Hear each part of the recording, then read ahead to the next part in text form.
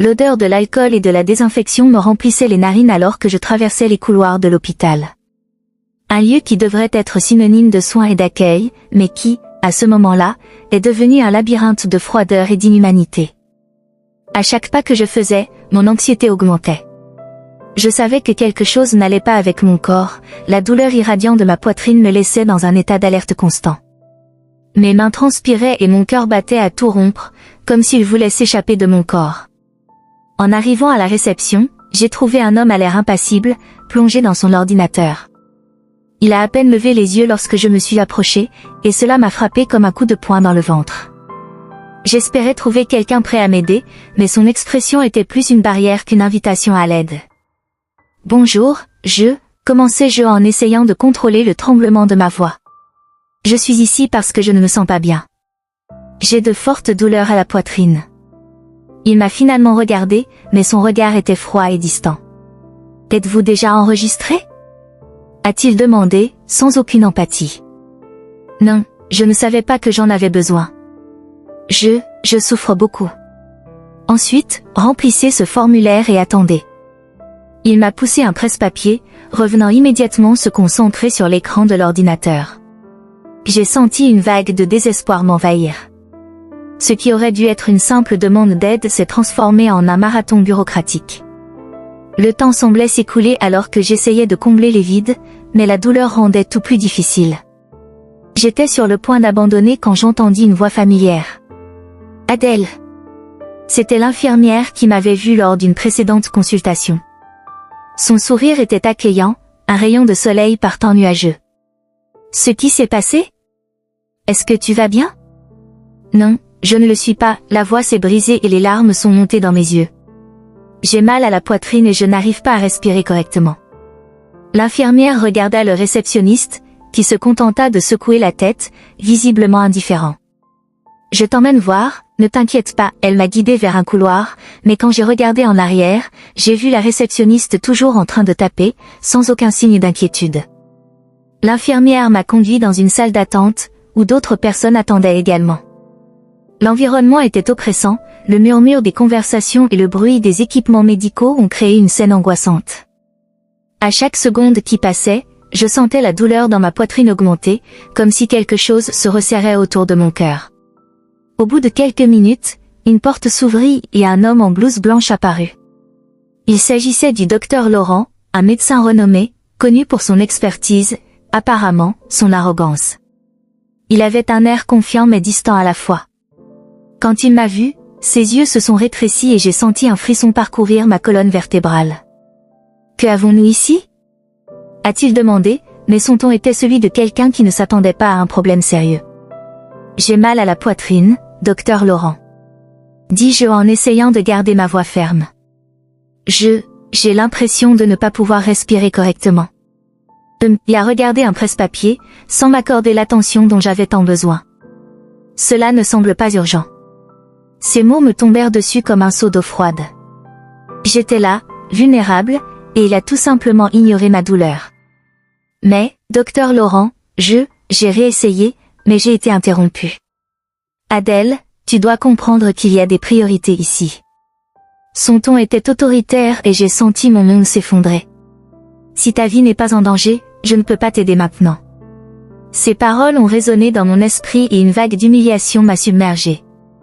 Je savais que mon état n'était pas normal, la douleur était réelle et je me sentais invisible. Mais la voix échoua encore, et les larmes s'échappèrent sans que je puisse les contrôler. Il m'a juste regardé, comme si j'étais une nuisance. D'un mouvement brusque, il se retourna et quitta la pièce, me laissant seule avec ma douleur et mon désespoir. J'avais l'impression que le sol s'était ouvert sous mes pieds. Je me levai, les jambes tremblantes, et quittai la pièce. La réception était désormais plus occupée et la réceptionniste était toujours là, inconsciente de ma présence. Je ne peux pas rester ici. Me suis-je murmuré, toujours sous le choc. D'un pas hésitant, j'ai quitté l'hôpital, le cœur lourd et l'esprit embrumé. Dès que j'ai atteint la rue, l'air m'a semblé plus frais, mais un sentiment d'impuissance m'a accompagné. Je ne savais pas où aller, mais j'avais besoin de quelqu'un pour m'écouter, quelqu'un qui se soucie de moi. Le chemin du retour était familier, mais aujourd'hui, tout semblait différent. La douleur dans sa poitrine était toujours palpitante, mais elle s'accompagnait désormais d'un sentiment de profond rejet. En entrant dans la maison, la solitude m'enveloppait comme une lourde couverture. La pièce était silencieuse et l'odeur du dîner que j'avais préparé plus tôt flottait toujours dans l'air. Ce qui aurait dû être un moment de réconfort s'est transformé en un rappel de ce que je n'avais pas, du soutien, de la compréhension, et surtout, de la dignité. J'ai décroché le téléphone et j'ai appelé Claire, ma meilleure amie. Elle a toujours su comment me faire sentir mieux, comment égayer les moments les plus sombres de ma vie. Lorsqu'elle répondit, son ton était inquiet. « Adèle. Ce qui s'est passé? Tu as l'air mal. » Je suis allée à l'hôpital, mais, la voix s'est encore tuée, j'ai hésité. Le docteur Laurent ne m'a pas vue. Il a dit que je n'étais pas une urgence. Quoi? Comment peut-il faire ça? S'est exclamé Claire, indignée. Il te faut un médecin, Adèle. Tu ne peux pas abandonner comme ça. Je sais, mais, les larmes coulaient sur mon visage et je ne pouvais pas m'arrêter. Je voulais juste de l'aide. Allez, je te retrouve. Elle a répondu fermement. Ne reste pas seule là-bas. Je vais vous aider à trouver un autre médecin. Merci, Claire. Les mots sont sortis comme un murmure. J'avais besoin d'elle et savoir qu'elle venait me donner un peu d'espoir. J'ai raccroché et me suis accordé un moment de faiblesse, laissant les larmes couler librement. Je ne savais pas ce que l'avenir me réservait, mais une chose était sûre, je ne pouvais pas accepter l'indifférence d'un système qui traitait souvent les gens comme moi avec mépris. J'étais déterminée à me battre pour moi-même, et cela a commencé maintenant. Dès mon retour à la maison, la réalité de la situation m'a frappée comme un coup de poing dans le ventre. Ce qui aurait dû être de simples soins médicaux s'est transformé en cauchemar. Je me suis assis sur le canapé, épuisée, les mains tremblantes et la tête lancinante de douleur. Le silence de mon petit appartement semblait faire écho à l'humiliation à laquelle j'avais été confrontée à l'hôpital. J'ai regardé le téléphone, hésitant à composer le numéro de Claire. Au fond, je savais que j'avais besoin d'elle, mais la honte m'empêchait de demander de l'aide. Finalement, j'ai eu le courage d'appeler. Sa voix, chaleureuse et pleine de vie, apportait un certain soulagement. Adèle. Et mon amie. Est-ce que tu vas bien? Ce qui s'est passé? Son inquiétude était palpable même de loin. J'ai pris une profonde inspiration, essayant d'organiser mes pensées. Claire, je suis allée à l'hôpital et le docteur Laurent m'a refoulée. Il a dit que mon cas n'était pas urgent, j'ai juste... La voix s'éteignit. Je n'arrive tout simplement pas à croire que cela m'est arrivé. Que veux-tu dire, Adèle? Il ne vous a pas répondu? C'est inacceptable. Claire répondit, son indignation grandissant. Vous devez consulter un autre médecin. Vous ne pouvez pas renoncer à votre santé simplement parce qu'un idiot n'a pas su voir votre douleur. J'ai ressenti un mélange de gratitude et de culpabilité d'avoir déversé tout mon désespoir sur un ami qui, jusque-là, ne connaissait pas la gravité de mon état. Mais que se passe-t-il si je suis à nouveau rejetée? Et si c'était juste une autre perte de temps? Adèle, tu es une femme forte. Ne laissez pas l'attitude d'une personne déterminer ce que vous méritez. Je t'accompagnerai si tu as besoin de moi. Trouvons une clinique communautaire, quelqu'un qui s'en soucie vraiment, dit Claire fermement. Son soutien m'a donné un regain de courage. Après avoir raccroché, j'ai pris une douche chaude pour essayer de me calmer les nerfs. L'eau chaude coulait sur mon corps, mais je ne pouvais pas me débarrasser du sentiment d'impuissance qui me consumait. Le lendemain, Claire et moi avons décidé de nous rendre dans une clinique communautaire située à quelques pâtés de maison de mon appartement. À notre arrivée, j'ai été accueillie par un environnement accueillant, avec des murs décorés de couleurs douces et des photos de patients souriants. Une réceptionniste avec un sourire sincère s'est approchée. Salut, bienvenue. Comment puis-je vous aider aujourd'hui? Salut, je m'appelle Adèle. Je cherche des soins médicaux. Hier, j'ai été refoulée d'un hôpital, j'ai besoin d'aide, dis-je, la voix tremblant un peu. La réceptionniste fronça les sourcils, mais répondit rapidement, je suis désolée d'entendre ça, Adèle. Nous prendrons soin de vous. Vous pouvez remplir ce formulaire et j'appellerai le médecin. En remplissant le formulaire, je sentais le regard attentif de Claire sur moi. Elle m'a tenu la main, m'offrant un soutien silencieux. Tu fais ce qu'il faut, Adèle. N'abandonnez pas, murmura-t-elle. Le temps semblait s'écouler jusqu'à ce qu'un médecin entre. C'était un homme d'âge moyen avec des cheveux gris et une expression calme. Bonjour, Adèle. Je suis le docteur Michel. Ce qui se passe? Une fois que j'ai commencé à expliquer mes symptômes, j'ai eu l'impression qu'il m'écoutait vraiment. Le docteur Michel m'a posé des questions pertinentes, sans précipitation, et m'a examiné attentivement. Vous n'auriez pas dû vivre ce que vous avez vécu à l'hôpital. Votre santé est importante et votre voix mérite d'être entendue, a-t-il déclaré avec une empathie que je n'avais pas ressentie depuis longtemps. La tension qui s'était accumulée dans mon corps a commencé à se dissiper. Après la consultation, le docteur Michel m'a prescrit un traitement alternatif et une surveillance plus étroite. Lorsque j'ai quitté la clinique, un sourire involontaire est apparu sur mon visage. J'avais enfin trouvé quelqu'un qui s'en souciait. Ça a vu?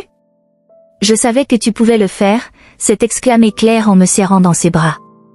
Maintenant, vous pouvez commencer à vraiment prendre soin de vous. Le chemin du retour était plus facile. J'ai senti un nouvel espoir palpiter en moi. Cependant, ailleurs dans la ville, le docteur Laurent était confronté à un dilemme. Il était assis à table avec sa femme, Juliette, qui semblait distante, perdue dans ses propres pensées. « Juliette, ça va? Est-ce que tout va bien ?» demanda le docteur Laurent, inquiet de son expression. « Tu veux vraiment savoir, Laurent ?» répondit-elle d'une voix aiguë. « Je ne peux pas m'empêcher de penser au patient que vous avez refusé hier. »« Adèle, n'est-ce pas ?» Il fut surpris. « Oui, mais ce n'était pas une urgence.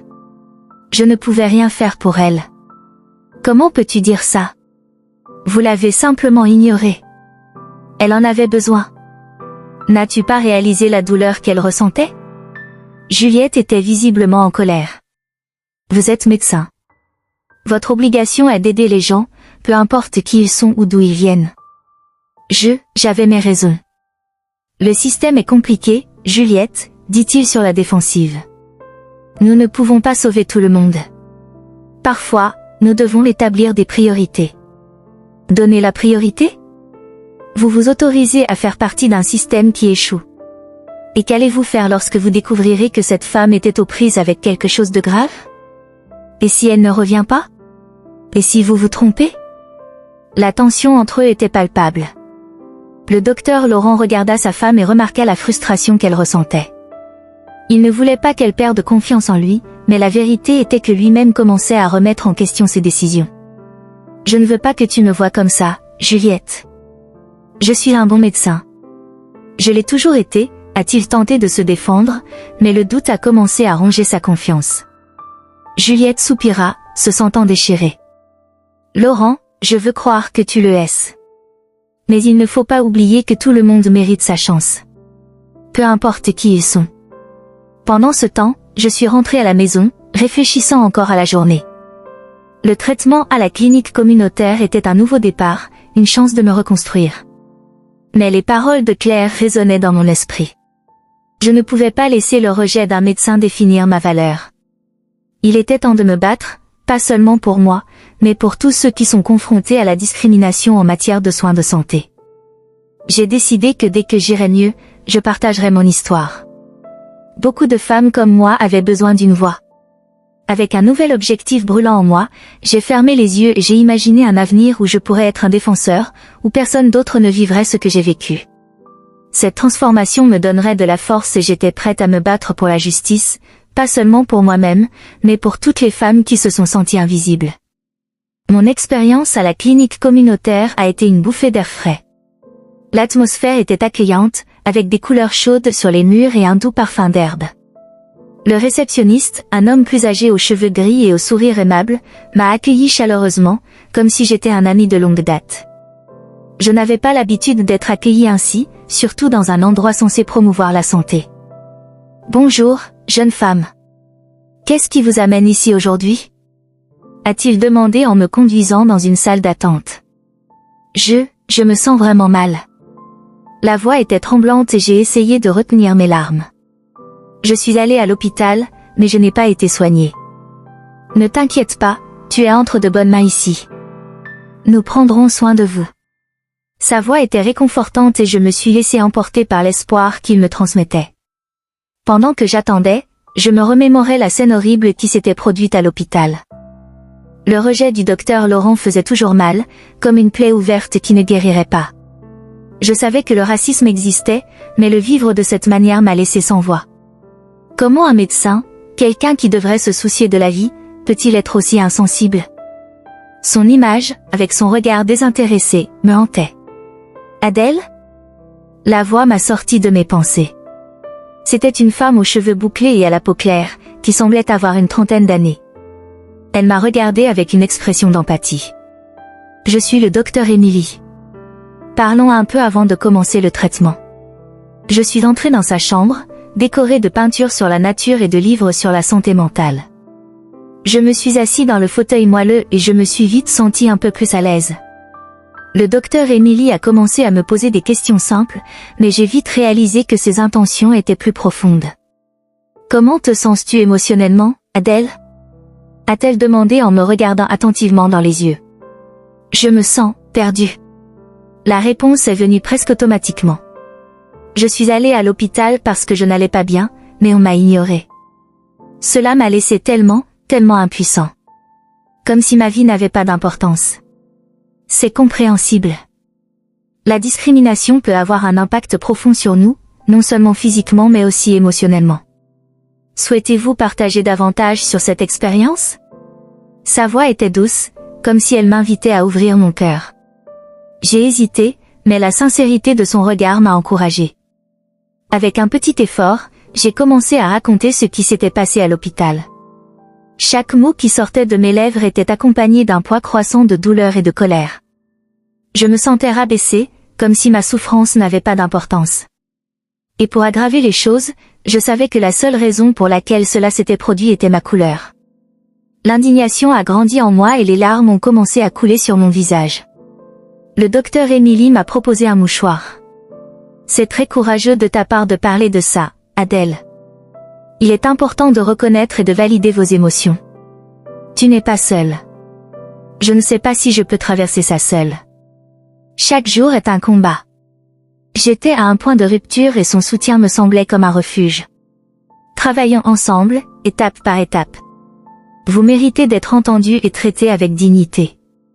En discutant, j'ai réalisé que j'alléguais un fardeau que je portais depuis longtemps. L'empathie du docteur Émilie m'a fait me sentir un peu plus fort. Après la séance, elle m'a orienté vers un traitement holistique, qui impliquait des groupes de méditation et de soutien. L'idée de partager mon histoire avec d'autres personnes qui comprenaient ma douleur a été un soulagement inattendu. Dans les jours qui ont suivi, j'ai commencé à assister aux réunions à la clinique. J'ai rencontré d'autres femmes, toutes avec des histoires de discrimination et de douleur. Il y avait quelque chose de puissant dans la façon dont nous nous sommes réunis. Je n'étais pas seulement une victime, je faisais partie d'un collectif qui luttait contre l'injustice. Lors de ces rencontres, j'ai réalisé que je devais transformer ma douleur en quelque chose de constructif. Un après-midi, alors que je racontais mon histoire dans un cercle de soutien, une femme nommée Sarah a levé la main. Adèle, tu es si forte. Avez-vous déjà pensé à partager votre expérience en dehors de la clinique? Elle m'a regardée avec attente, comme si elle avait eu une idée géniale. Je n'y ai jamais pensé. En fait, je me sens tellement vulnérable, l'idée d'exposer ma douleur au monde était effrayante. Mais tu as une voix puissante. Votre histoire peut inciter les autres à se lever et à se battre. Sarah avait raison. La douleur que je portais pourrait être un catalyseur de changement. Après cette rencontre, j'ai commencé à réfléchir à la possibilité de créer un blog. J'ai pu partager non seulement mon histoire, mais aussi les expériences d'autres personnes confrontées à la discrimination. Au même moment, Juliette, l'épouse du docteur Laurent, se retrouve en conflit. Elle était de plus en plus intriguée par l'histoire d'Adèle. Un soir, en rentrant chez elle, Juliette trouve un vieil album photo de sa sœur Anna, décédée il y a quelques années. Les souvenirs la frappèrent comme un éclair. Elle se souvenait des conversations qu'ils avaient eues sur la vie et les aspirations d'Anna. L'image de sa sœur, pleine de rêves, désormais perdue à jamais, lui faisait serrer le cœur. En feuilletant les pages de l'album, Juliette a trouvé une photo d'Anna avec un groupe d'amis d'école. Un visage familier la fit s'arrêter. C'était Adèle. Le lien entre les deux femmes, qui semblait n'avoir aucun lien, s'est révélé de manière douloureuse. Comment n'ai-je pas remarqué cela avant? Marmonna Juliette, sentant le poids de la culpabilité. Elle se souvenait de la façon dont sa sœur parlait d'Adèle, comme d'une amie toujours là pour elle dans les moments difficiles. Anna avait parlé de lutte contre les discriminations, mais Juliette n'y a jamais prêté toute son attention. Le lendemain, Juliette décide qu'elle a besoin d'en savoir plus sur Adèle. Que lui est-il arrivé? Comment la vie vous a-t-elle traité après la mort d'Anna? Elle a commencé à enquêter, à la recherche d'informations pouvant relier le passé au présent. L'envie de comprendre la douleur d'Adèle, en même temps, de se confronter à ses propres préjugés est devenue une obsession. Le lien entre les deux femmes devient de plus en plus évident et Juliette ressent le besoin de rencontrer Adèle. Pas seulement pour comprendre, mais aussi pour s'excuser de ne pas être là dans la vie de sa sœur. Elle savait qu'elle devait agir, mais comment pourrait-elle approcher quelqu'un qui avait été si brutalement rejeté par son mari? Le combat intérieur de Juliette était intense et l'urgence de sa découverte la poussait. Pendant ce temps, j'avançais, déterminée à transformer la douleur en action. Le blog a commencé à prendre forme dans mon esprit. Je voulais partager non seulement mon histoire, mais aussi celle d'autres personnes qui ont été victimes de discrimination. L'idée d'être une voix active contre le racisme m'a rempli d'espoir. Ce soir-là, alors que j'écrivais quelques lignes pour le blog, j'ai commencé à imaginer ce que ce serait de partager mes expériences. Le simple acte d'écrire était cathartique. Les mots coulaient comme une rivière et je me sentais plus fort à chaque mot que je tapais. Le combat n'était pas seulement le mien, c'est nous tous qui avons été confrontés à l'oppression. J'étais prêt à me battre, pour moi et pour toutes les voix qui n'avaient pas encore trouvé l'espace pour se faire entendre. Au fil des jours, une nouvelle détermination s'est formée en moi. Le rejet que j'avais ressenti à l'hôpital, la froideur du docteur Laurent et le sentiment d'impuissance ont commencé, petit à petit, à se transformer en carburant. Je n'allais pas laisser cet épisode me vaincre. J'ai décidé qu'il était temps d'utiliser ma voix, de transformer la douleur en quelque chose de positif. Alors, j'ai créé un blog. L'idée de partager mon histoire et les expériences auxquelles tant de personnes sont confrontées m'a rempli d'espoir. Le premier message a été le plus difficile. J'étais assis à mon bureau, le clavier devant moi, et les mots semblaient danser dans mon esprit mais ne se matérialisaient pas. J'ai bu une gorgée d'eau, essayant de calmer l'anxiété qui palpitait dans ma poitrine. Et puis, j'ai commencé à taper. Je m'appelle Adèle. Je suis une femme noire en France et aujourd'hui j'ai envie de partager mon histoire. En écrivant, je me souvenais de chaque moment de douleur, de chaque larme versée et de l'humiliation que j'avais ressentie. Mais je me suis aussi souvenu des paroles de Claire, de la force qu'elle m'avait donnée en m'encourageant à ne pas abandonner. Chaque ligne que je tapais était comme une petite victoire, une façon de revendiquer mon espace et ma dignité. J'ai récemment vécu une expérience qui m'a amené à remettre en question non seulement ma santé, mais aussi la valeur que la société accorde à la vie des gens comme moi. Je suis allée à l'hôpital pour demander de l'aide en cas de besoin. Ce que j'ai trouvé, c'est du mépris. Au fur et à mesure que le message prenait forme, j'ai réalisé que ce n'était pas seulement mon histoire qui était racontée. C'est l'histoire de tant d'autres femmes et hommes confrontés quotidiennement à la discrimination.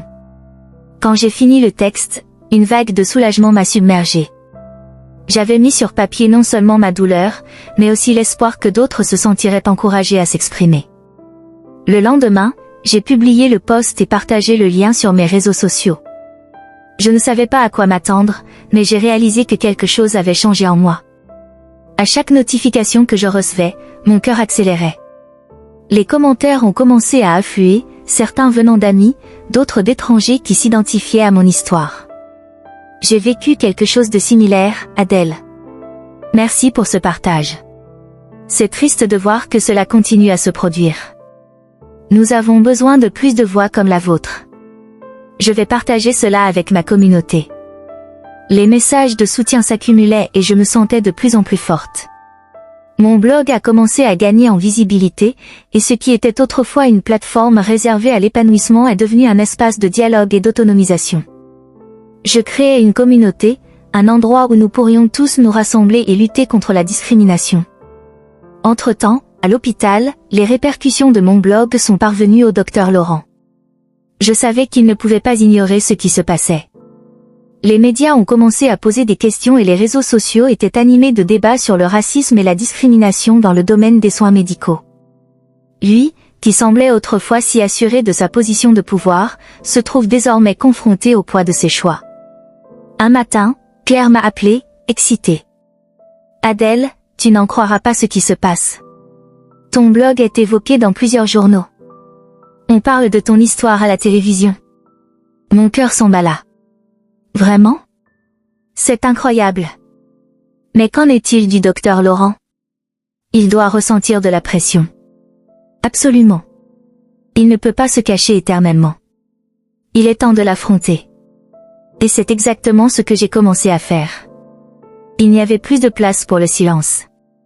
Le blog est devenu une plateforme pour discuter non seulement de mon expérience, mais aussi des injustices auxquelles tant de personnes sont confrontées dans le domaine des soins de santé.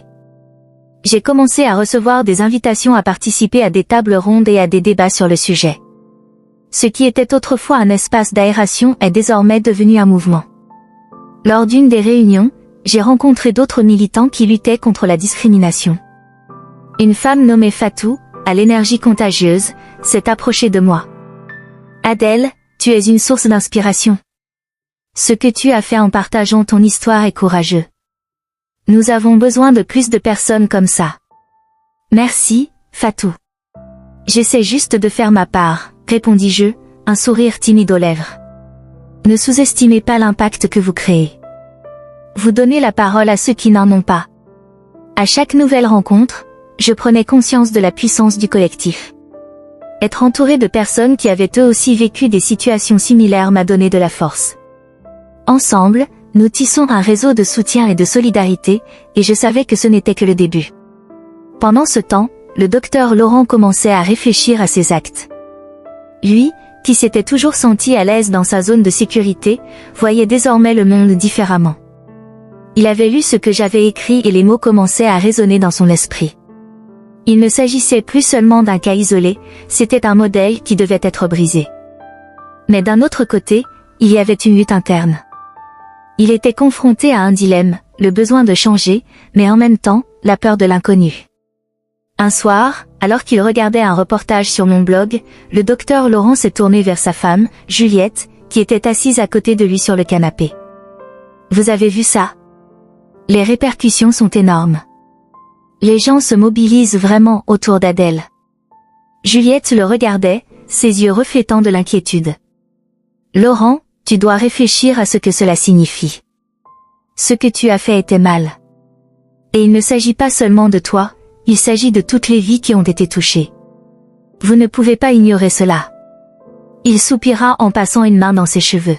« Je sais, mais je ne sais pas comment gérer ça. Je suis coincé dans mon ornière, et maintenant tout cela arrive à un point critique. Je ne sais pas si je suis prêt à faire face aux conséquences. Faire face aux conséquences est la seule manière d'apprendre et de grandir. On ne peut pas se cacher éternellement, répondit-elle d'une voix ferme. Cette nuit-là, alors qu'ils se disputaient tous les deux, j'ai réalisé que des changements commençaient à se produire, non seulement en moi, mais aussi autour de moi. Et même si le voyage était loin d'être terminé, j'avais l'impression d'être enfin sur la bonne voie. La lutte contre la discrimination et pour la justice n'était pas seulement la mienne, c'était une bataille collective et j'étais déterminée à continuer ce combat, peu importe ce qui se passerait ensuite. Les jours qui ont suivi mon article de blog ont été des montagnes russes émotionnelles. À chaque nouveau commentaire, à chaque message de soutien, je ressentais un mélange d'espoir et de peur. Une partie de moi voulait que tout le monde connaisse la vérité, et une autre partie craignait les conséquences d'une révélation aussi publique de mon histoire. La discrimination à laquelle j'ai été confrontée n'était pas seulement un problème de santé, c'était une blessure profonde dans l'âme, un écho d'années d'injustice et de douleur.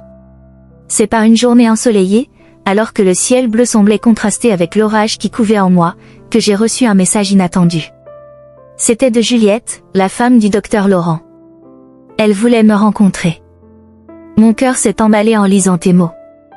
Que voulait-elle ? Je ne savais pas si j'étais prêt à affronter quelqu'un qui avait indirectement contribué à ma souffrance.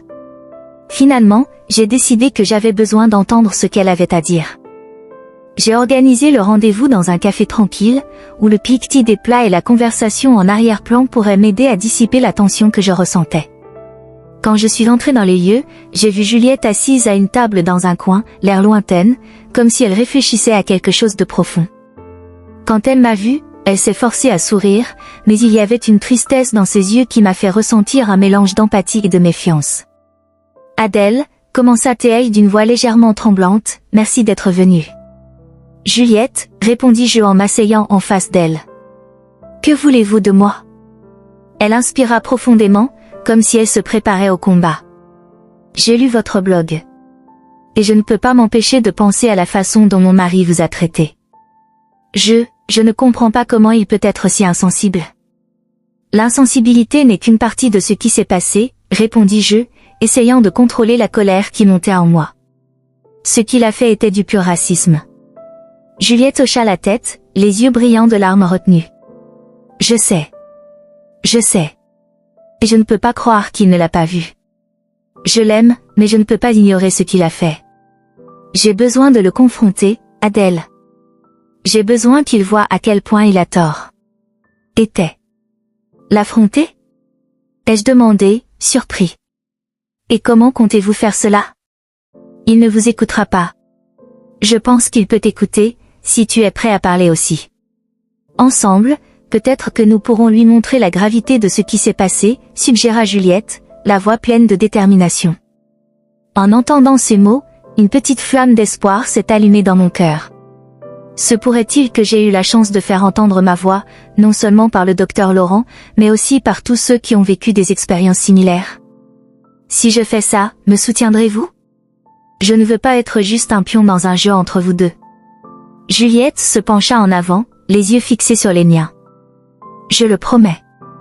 Je ferai tout ce qui est en mon pouvoir pour m'assurer que tu sois entendu. Tu mérites ça. Cet après-midi-là, nous avons décidé de nous revoir, cette fois dans le but de confronter le docteur Laurent. L'idée de le revoir m'a provoqué un mélange d'anxiété et de colère, mais la possibilité de justice et l'espoir que ma voix puisse faire une différence m'ont motivé. Le jour fixé, la conférence de presse a été riche en émotions. J'étais nerveux mais déterminé. L'endroit était rempli de journalistes, de militants et de personnes qui, comme moi, avaient été victimes de discrimination. En montant sur scène, j'ai senti mon cœur s'emballer. Quand j'ai regardé le public, j'ai vu des visages familiers clairs étaient là, me saluant avec un sourire encourageant. Mais ce qui a le plus retenu mon attention, c'est Juliette, assise au premier rang, avec un regard ferme et plein d'espoir. « Merci à tous d'être ici aujourd'hui », ai-je commencé, ma voix résonnant dans la pièce. Je m'appelle Adèle, et aujourd'hui je suis ici pour parler d'expériences auxquelles beaucoup d'entre nous sont confrontés, mais que peu ont le courage d'exposer. La pièce était silencieuse et j'ai continué en racontant mon histoire, les difficultés auxquelles j'ai été confrontée, le refus du docteur Laurent de me voir et comment cela a affecté non seulement ma santé, mais toute ma vie. Pendant que je parlais, j'ai senti l'énergie du public changer, un flux de soutien et d'empathie se répandant parmi ceux qui écoutaient. Il ne s'agit pas seulement de moi, ai-je souligné. Il s'agit de toutes les personnes confrontées à la discrimination et au racisme dans le système de santé. Personne ne devrait avoir peur de demander de l'aide en raison de la couleur de sa peau ou de toute autre différence. Nous avons besoin de changement et nous avons besoin que ceux qui sont au pouvoir reconnaissent leurs erreurs et combattent. Lorsque j'ai terminé mon discours, le public a applaudi. J'ai senti des larmes couler sur mon visage, mais c'étaient des larmes de soulagement et de libération. C'était la première fois que je me sentais vraiment vue et entendue. Juliette s'est levée et a applaudi avec les autres, et à ce moment-là, j'ai réalisé qu'elle était vraiment à mes côtés. Après la conférence de presse, le docteur Laurent est finalement apparu. Il était visiblement nerveux et en me voyant, son expression a changé. Je pouvais sentir la tension dans l'air. Juliette s'est approchée de lui et je l'ai suivie. « Laurent », dit-elle d'une voix ferme. « Nous devons parler. Vous ne pouvez pas ignorer ce qui s'est passé. » « Juliette, ce n'est pas le moment, » répondit-il, mais il y avait dans son regard un malaise qui ne passait pas inaperçu. « Oui, il est temps, » intervins-je. « Vous devez écouter. Vous ne pouvez pas vous cacher derrière votre titre et votre réputation. Ce que vous avez fait est inacceptable. Il m'a regardé et pendant un instant, j'ai vu un éclair de compréhension dans ses yeux, mais il a rapidement été remplacé par une attitude défensive. Je ne savais pas. Ce n'est pas une excuse, Dr Laurent. Vous avez eu la chance d'aider quelqu'un dans le besoin et vous avez choisi de l'ignorer à cause de préjugés que vous ne vous permettiez pas de voir, lui a confronté Juliette. Je suis ici parce que je veux que vous compreniez les conséquences de vos actes. Vous devez changer. La tension était présente dans l'air tandis que le docteur Laurent traitait les paroles de Juliette et les miennes. Je savais que nous étions à un tournant. Cela pourrait être l'occasion non seulement de le confronter, mais aussi de le forcer à regarder à l'intérieur de lui-même et à reconnaître la douleur qu'il a causée. Et c'est ce que je voulais, qu'il non seulement écoute, mais aussi transforme. Je vais réfléchir à ce que tu as dit, répondit-il finalement, sa voix à peine au-dessus d'un murmure. Penser ne suffit pas. Il faut l'agir, dis-je, sentant la colère et la frustration monter à nouveau. Je le sais. Et je promets que j'essaierai, a-t-il répondu, mais il y a eu une hésitation qui m'a rendu incertain. La conversation n'était pas terminée, mais c'était un début. Une petite lumière au bout du tunnel sombre que j'avais traversé. Et en quittant la salle, l'écho des applaudissements résonnant encore dans mon esprit, j'ai réalisé que ce combat ne faisait que commencer. J'ai dû continuer à me battre, pas seulement pour moi-même, mais pour tous ceux qui n'avaient pas de voix. Et d'une manière ou d'une autre, Juliette était devenue une alliée dans cette bataille, une connexion inattendue à laquelle je ne m'attendais pas mais pour laquelle j'étais immensément reconnaissante. La pièce était pleine de visages curieux désireux d'entendre mon histoire. L'événement que nous avons organisé visait à donner la parole à ceux qui, comme moi, ont subi des discriminations et des préjugés dans le système de santé. Mon cœur battait à tout rompre, non seulement à cause de l'adrénaline, mais aussi à cause de l'espoir que ce serait une opportunité non seulement pour moi, mais aussi pour tous ceux qui se sentaient invisibles. En regardant le public, j'ai vu différentes expressions, certaines d'empathie, d'autres de curiosité et certaines, malheureusement, d'indifférence. Mais j'étais déterminée à parler, non seulement pour moi-même, mais aussi pour toutes les femmes confrontées au même combat. Lorsqu'ils m'ont finalement appelée sur scène, j'ai pris une profonde inspiration. Bonjour, je m'appelle Adèle et aujourd'hui je suis ici pour partager une expérience qui a transformé ma vie. La voix était ferme, malgré la nervosité qui me consumait. J'ai récemment été confrontée à une situation de discrimination à l'hôpital, où un médecin a non seulement ignoré ma douleur, mais aussi mon humanité. Ce n'est pas seulement une histoire personnelle, c'est la réalité de nombreuses personnes qui vivent en marge, sans recevoir de soins. Et l'attention qu'ils méritent. Mes paroles ont résonné dans la pièce et j'ai réalisé que l'attention était entièrement concentrée sur moi. J'ai continué en racontant cette nuit fatidique, comme je me sentais invisible, comme si ma couleur et mon origine étaient des barrières insurmontables pour le docteur Laurent. Mais ce que je ne savais pas, ai-je dit, c'est que la discrimination à laquelle je faisais face pouvait être liée à quelque chose de bien plus profond. Pendant que je parlais, j'ai vu Juliette dans le public, le regard rempli d'un mélange de douleur et d'attente. Ce que je ne pouvais pas imaginer, c'est qu'elle portait un secret qui pourrait tout changer. Après mon discours, l'événement s'est poursuivi avec des questions et réponses, et c'est à ce moment-là que l'atmosphère s'est transformée. Juliette se leva, hésitante mais déterminée. Adèle, commença-t-elle, la voix tremblante, j'ai besoin de parler. Il y a quelque chose que tu dois savoir. La pièce devint silencieuse et le regard que je lui lançai contenait un mélange de curiosité et d'appréhension. Qu'est-ce qu'il y a, Juliette? Ai-je demandé, sentant mon cœur s'accélérer. Que sais-tu que je ne sais pas? Je suis la sœur de quelqu'un qui... Elle hésita, les mots semblant s'emmêler dans sa gorge. Quelqu'un que vous connaissiez. Votre sœur, Adèle. Elle est décédée à cause d'une maladie rare que le docteur Laurent n'a pas pu diagnostiquer. Un frisson me parcourut le dos. Qu'est-ce que tu dis? L'incrédulité et la douleur se mélangeaient dans ma poitrine. Tu parles de ma sœur? Comment le sais-tu? Parce que j'étais amie avec elle à l'école, répondit Juliette, les larmes coulant sur son visage. Et quand il a appris qu'elle était à l'hôpital, le docteur Laurent était le médecin responsable. Il a ignoré les symptômes qu'elle présentait. Je n'arrive pas à croire que cela arrive. Les pièces ont commencé à se mettre en place et la révélation m'a frappé comme un coup de poing dans le ventre. Alors, tu dis qu'il l'a laissé mourir? La colère et la tristesse se mélangeaient et je pouvais à peine respirer. Non seulement il m'a refusé toute attention, mais il était également responsable de la mort de ma sœur. Juliette hocha la tête et la douleur dans ses yeux était palpable. Je ne sais pas comment cela a pu arriver. Son état était difficile à diagnostiquer, mais le docteur Laurent aurait dû enquêter plus en profondeur. Il ne l'a pas fait. La pièce était complètement silencieuse, tout le monde regardait la scène. Le docteur Laurent, qui était parmi les invités, se releva lentement. L'expression de son visage était un mélange de culpabilité et de désespoir. « Adèle, commença-t-il d'une voix tremblante, je ne savais pas que tu étais sa sœur. Cela n'a pas d'importance. » J'ai crié, incapable de contenir la colère qui bouillonnait en moi. « Tu l'as ignoré. Tu m'as ignoré. Et maintenant je sais que non seulement tu m'as blessé, mais aussi ma famille. Je ne peux pas changer le passé, a-t-il déclaré, les mots sortant de sa bouche comme un plaidoyer. Mais je peux assumer la responsabilité de ce que j'ai fait. J'ai laissé tomber toi et ta sœur. Et cela me hante tous les jours. Tu ne comprends pas.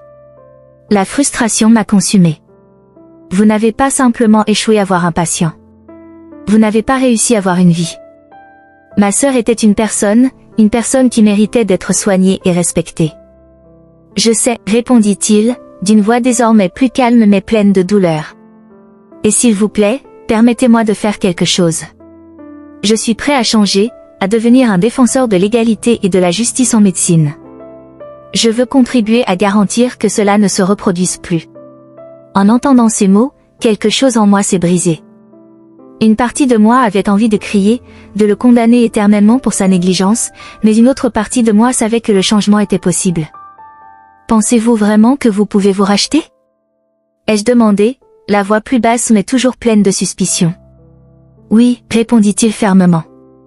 Je suis ici pour m'engager à lutter contre la discrimination dans les soins de santé.